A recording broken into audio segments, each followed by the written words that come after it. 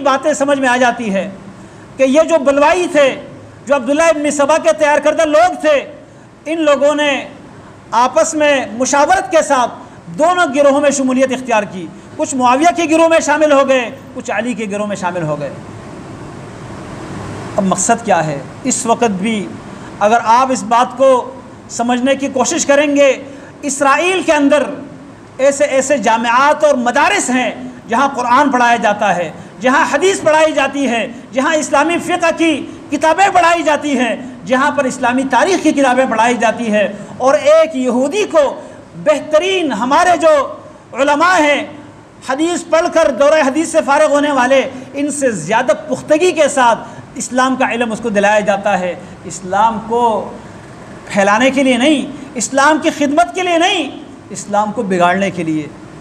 عبداللہ ابن سبا نے یہی راستہ اختیار کیا تھا۔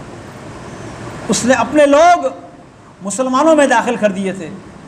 مسجدوں کے امام بسا اوقات ایسے بھی پکڑے جاتے ہیں جو یہودی مشن پر چل رہا ہوتا ہے، اپنے عوام میں خون ریزی کرانا چاہتا ہے، ملکوں میں تصادم کروانا چاہتا ہے، سیاستدانوں میں مختلف قسم کے چینلز کے اینکرز، صحافی کی شکل میں، ہر روپ میں اسلام کے دشمن اپنے لوگوں کو لا کر ان سے کام لے رہا ہے۔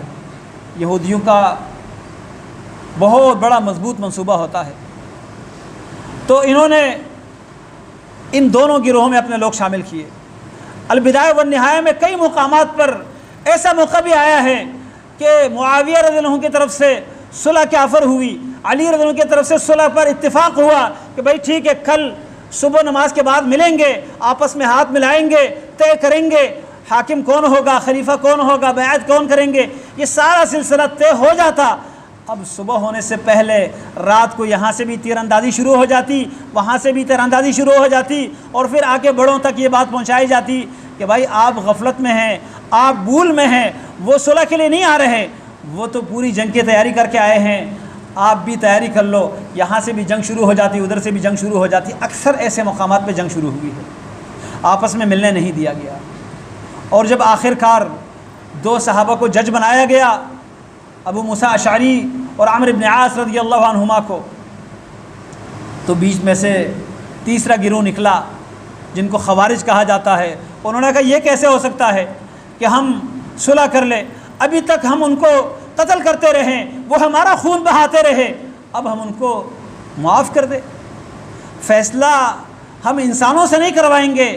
ابو موسیٰ اشعری اور عمرو بن عاص یہ انسان ہے، اور